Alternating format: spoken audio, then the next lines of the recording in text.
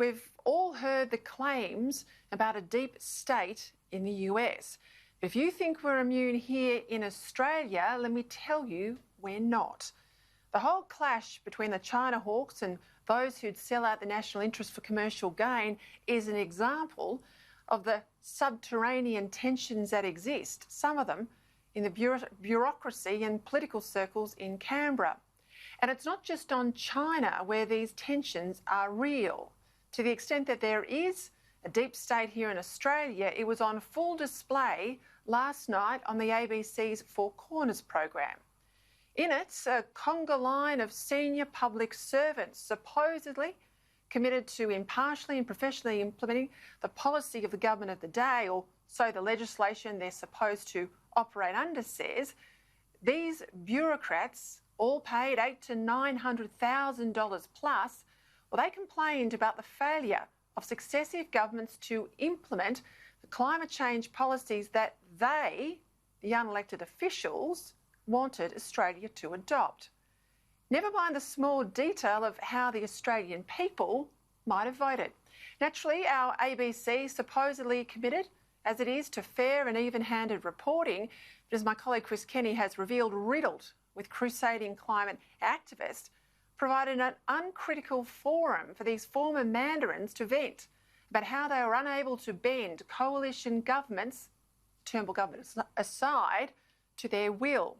Here's Ken Henry, Treasury Secretary for a decade, a bloke who delivered the tax reform plan, they call it the Henry Report, that included a return of death duties, and who, when he left the public service, ended up as chairman of the National Australia Bank, only to resign after fallout from the Royal Commission. Here he was last night commenting on the removal of Malcolm Turnbull as opposition leader because the Liberal Party rejected Turnbull's demand back in 2009 that it support Kevin Rudd's emissions trading scheme. Yeah, it's terrible. Yeah, just terrible. And also, you know, it was the circumstances of the rejection that it was just so obvious that this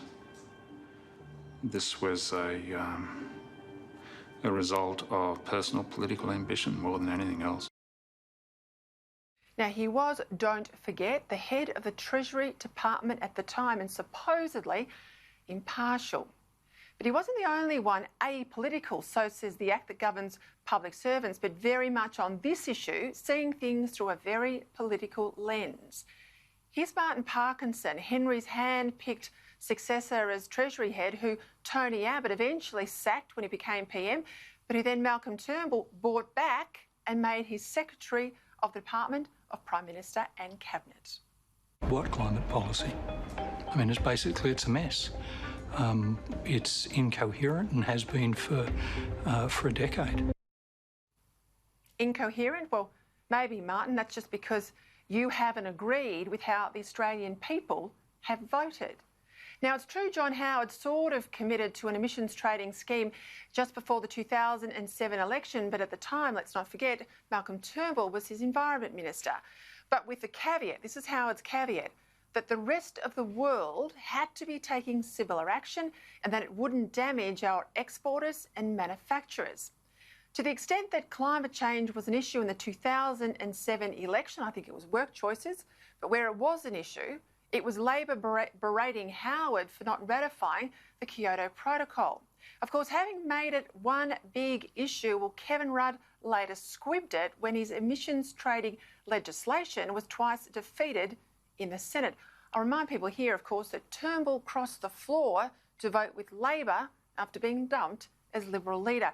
Here's Blair Comley, the man Parkinson had earmarked to be the next Treasury Secretary, sacked by Abbott, but then bizarrely chosen by the Liberal Premier Mike Baird to be the Secretary of the Premier's Department in New South Wales. Well, you know, I thought, well, you know, we've been working for 2.5 years. It would have been nice to happen. I was disappointed. Well, no, Blair. It's the government that sets the policy and it's the parliament that makes the rules, not the unelected, unaccountable public service. At the 2010 election, remember, Julia Gillard notoriously said this. There will be no carbon tax under the government I lead. Only she brought it in, didn't she, because of a deal she did with the Greens to cling to office after losing her majority. Here on Sky News a couple of years ago, I said this. It wasn't a carbon tax, as you know. We made it a carbon tax. We made it a fight about the hip pocket and not about the environment. That was brutal retail politics, and it took Abbott about 6 months before he cut through, and when he cut through, Gillard was gone. And while last night, as before, the left somehow think that's an amazing revelation, it's not. It simply says that for the first time in a long time, the coalition argued the economics of environmental policy and helped voters understand that much of what Labor proposed as climate policy was environmentally futile, given Australia's 1.3% of global emissions, and in cost terms, unacceptably tough on ordinary households and small business.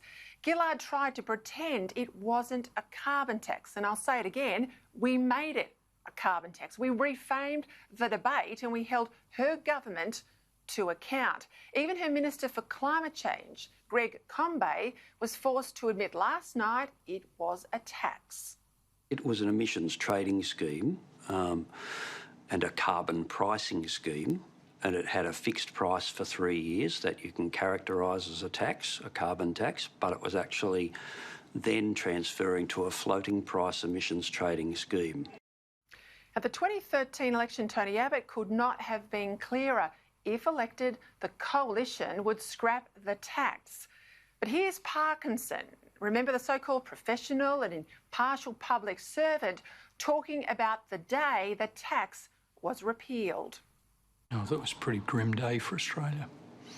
I thought it was one of those situations where don't get too happy, guys, because we're going to be back, tackling this issue pretty shortly. We might not be tackling it in the same way, which means that we'll be doing it in a manner that's going to be more costly to the Australian people. I mean, in and around this time, don't forget, that bloke was the head of the Treasury Department, and people wondered why Tony Abbott said he had to go. At last year's federal election, climate change was again a key issue. The result? A decisive defeat for the party that promised much bigger cuts in emissions and promising even more use of expensive and unreliable renewable power. Here's Ken Henry again on the stubborn resistance of voters to put a price on carbon. We have failed. There's no doubt about that. We've all failed, I think. I mean, I look back on it now and I still feel gutted. All these years later, I still feel... Oh, no, it's more than that. I feel angry. I know that's not a good thing, and I probably should get therapy. But I've asked myself this question many, many times. Why do I still feel angry about it? And the reason I feel angry about it is that I feel angry about what Australia has lost. Well, plainly, for Henry, for Parkinson and all the other officials the ABC lionised last night, the elected government was just an inconvenience, getting in the way of their idea of what was best for Australia and bugger what the electorate thought. Is it any wonder voters have so little faith in government when senior officials have so little faith in voters? If you want to talk about the deep state, is it any wonder that centre-right governments have so much trouble getting things done when some public servants are campaigning against them, the rest perhaps on a go-slow, waiting for a Labor government to come up that's a bit more to their taste?